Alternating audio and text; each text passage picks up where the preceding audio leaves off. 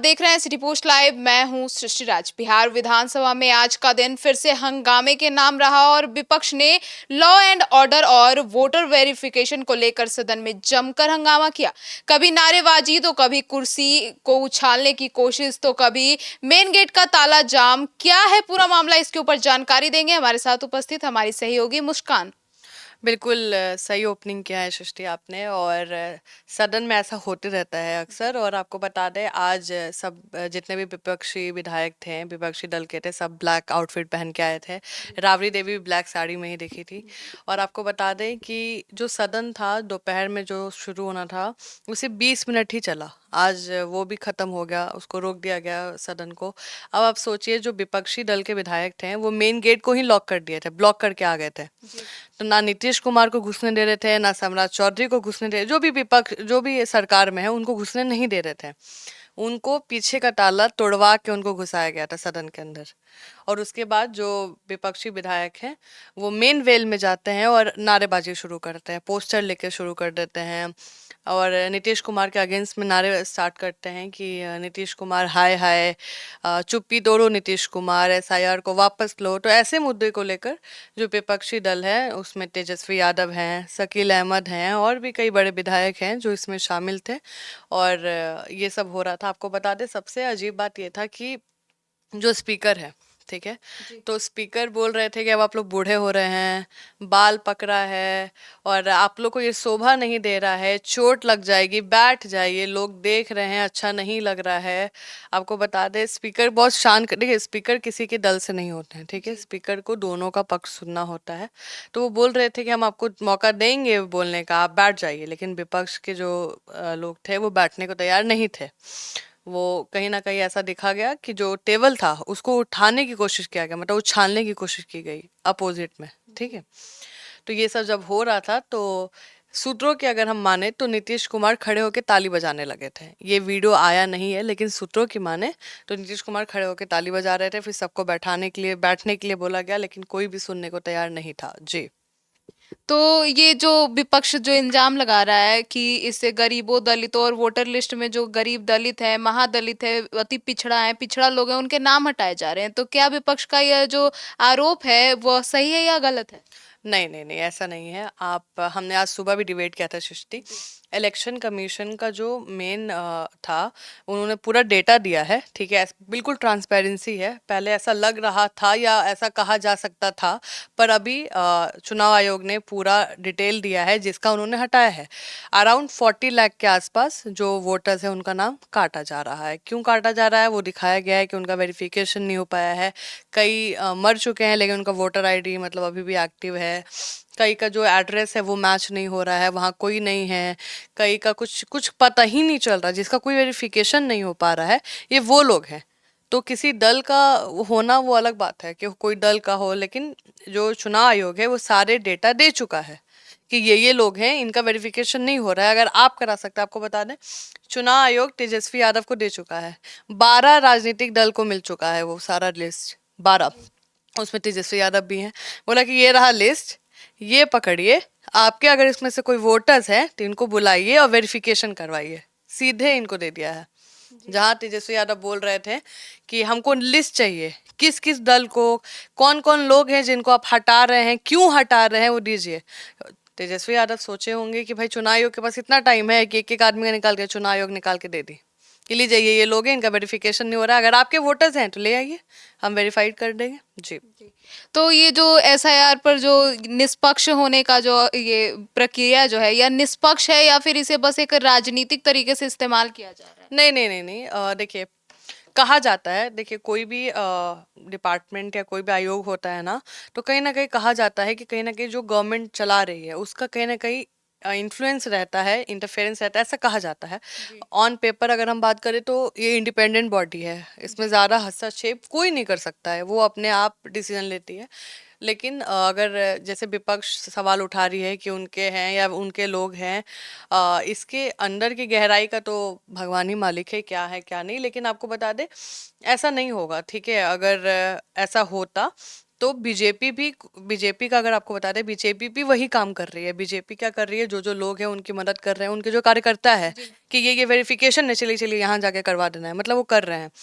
अगर यही हर पार्टी करे तो आप समझिए बहुत लोगों का वेरिफिकेशन हो जाएगा। कई लोग को नहीं समझ में आ रहा होगा भाई कैसे करना है, तो इनके जो कार्यकर्ता हैं, जैसे बीजेपी कर रही है, अपने एनडीए के सारे जितने भी कार्यकर्ता है ना, वो जाके कर रही है। उनको नहीं पता है कि क्या है क्या नहीं, तो ये लोग भी कर सकते हैं। इनको लगता है कि उनके कोई प्रमुख वोटर्स हैं जिनको नहीं पता है, तो ये जा सकते हैं उस गांव में, उस क्षेत्र में, उनका जाके कि भाई आपके पास क्या क्या पेपर है, नहीं हुआ है, चलिए हम आपका फॉर्म भरवा देते हैं। तो वो हो सकता है, ऐसा तो नहीं है कि नहीं हो पाएगा। तो बिहार में सच में लॉ एंड ऑर्डर इतनी खराब है जितना विपक्ष आरोप लगा रही है? बिल्कुल, इसमें कोई दोहराई नहीं है।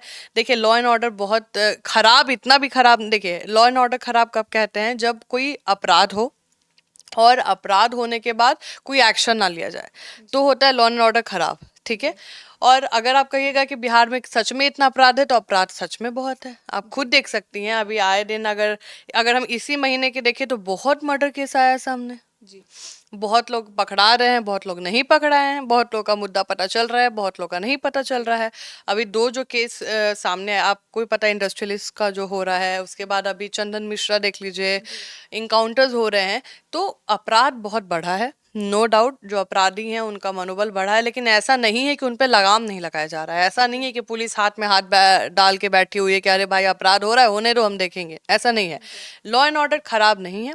देखिए, किसी आप अगर जेन्युइन देखिए, आप ना क्राइम होने से रोक नहीं सकते हैं। ठीक है, कल को मेरे साथ कोई बैठा है, वो भी मेरे को चाकू मार देगा, पुलिस को थोड़े पता है। लेकिन पॉइंट क्या है कि उसको जल्दी से पकड़ना, एडमिनिस्टर करना कि हाँ ये क्यों किया, कब हुआ, कैसे हुआ, और उसको ज़्यादा से ज़्यादा कड़ी सज़ा मिले। अगर वो नहीं मिलती है तो हम कहेंगे लॉ एंड ऑर्डर खराब है। कोई आपको मार के गया, वो आराम से घूम रहा है, तो हम कहेंगे लॉ ऑर्डर खराब है, लॉ एंड ऑर्डर खराब है, प्रशासन काम नहीं कर रहा है। अगर आपको बताया, बिहार में बहुत बड़े बड़े ऑफिसर हैं, काफ़ी फेमस है और स्ट्रिक्ट ऑफिसर हैं, ऐसा नहीं है। हाई रैंक के ऑफिसर्स ले लीजिए, सारे काम कर रहे हैं, सबकी नींदें उड़ जाती हैं अगर एक मर्डर केस पटना में हो जाता है तो लॉ एंड ऑर्डर ऐसा नहीं है खराब है। लॉ एंड ऑर्डर बिल्कुल बहुत इम्प्रूव हो रहा है, बहुत काम हो रहा है उस पर।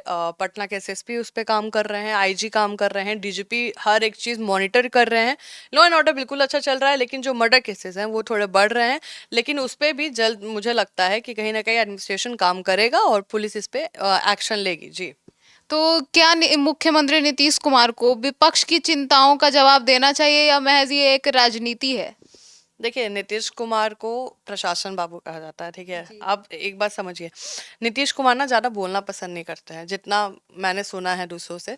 नीतीश कुमार सुनना ज़्यादा पसंद करते हैं, बहुत गुड लिसनर है। ठीक है, तो आप बोलिएगा ना, वो आपको चुपचाप सुनेंगे। ठीक है, अगर उनके मन में कुछ क्लिक करेगा तो वो करेंगे, वो काम मतलब सीधे एक्शन में दिखेगा। वो बोलते नहीं है ज़्यादा, वो जनरली ज़्यादा सुनते हैं। तो विपक्ष जब ऐसा कर रही थी ना, नारेबाजी, तो नीतीश कुमार गुस्साए नहीं थे, खड़े होकर ताली बजा रहे थे।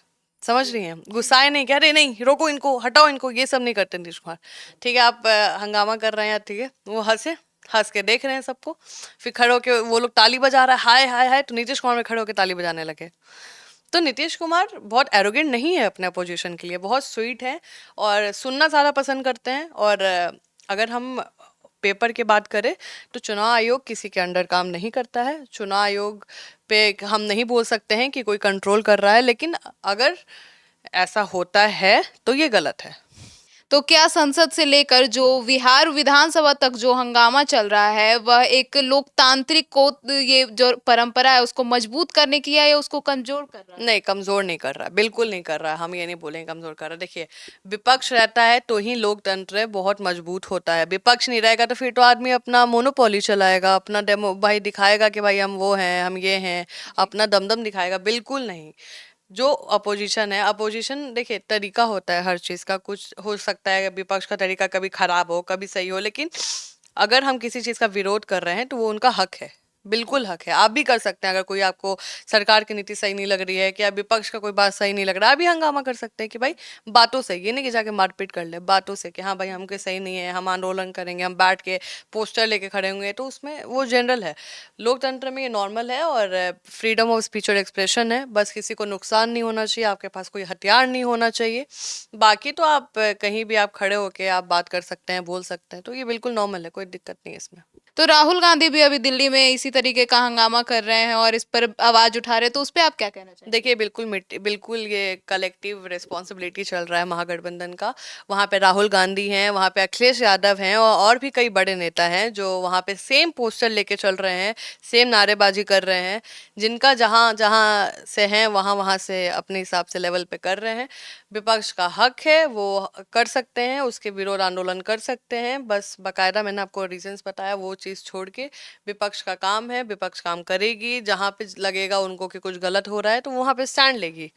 और अभी तो राहुल गांधी बहुत एक्टिव हैं बिहार की राजनीति में, आपको बता दें। और बिहार विधानसभा चुनाव काफ़ी करीब आ चुका है। चुनाव आयोग अपना काम बस थोड़ा सा महज रह गया है और उसको भी पूरा करने में लगी है। अब देखने वाली बात होगी कि जो अभी एसआईआर जो चल रहा है, जितने लोग के नाम कटे हैं, क्या उसके नाम वाप जो बच रहे हैं उनका वेरिफिकेशन जो बाकी राजनीतिक दल है वो करवाने में मदद करती है या नहीं, और इस पे चुनाव में क्या असर पड़ेगा। जी। तो सुना आपने हमारे सहयोगी मुस्कान को कि क्या कुछ जानकारी दिया उन्होंने इस मुद्दे पर, और आप क्या सोचते हैं इस पूरे मुद्दे पर, अपनी राय हमें कमेंट सेक्शन में जरूर बताएं। तो फिलहाल इस खबर में इतना ही। आगे की खबरों के लिए देखते रहिए सिटी पोस्ट लाइव। तब तक के लिए धन्यवाद।